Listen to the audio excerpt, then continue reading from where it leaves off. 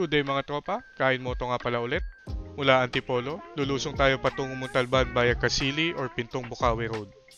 Sa videong ito ay susubukan natin maarating from Upper Wawa Dam hanggang sa Wawa Dam sa Montalban, Rizal. Habang binabaybay nga natin ang rutang ito ay hindi ko nga maiwasang maalala na tayo ay madalas mag-ride at mag-solo adventure sa area na ito.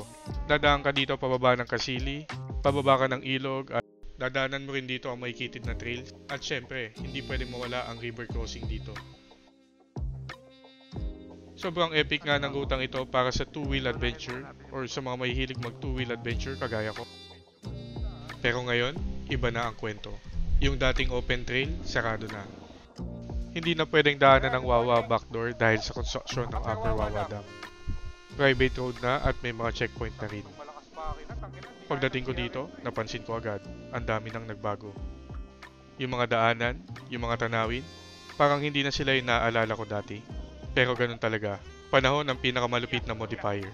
Ayon nga sa matandang kasabihan, ang tanging permanente sa mundo ay ang pagbabago. Kaya tara na mga tropa, samahan niyo ako sa ride na ito. Ang dati nating ruta sa bisikleta from 10 years ago. G mga tropa.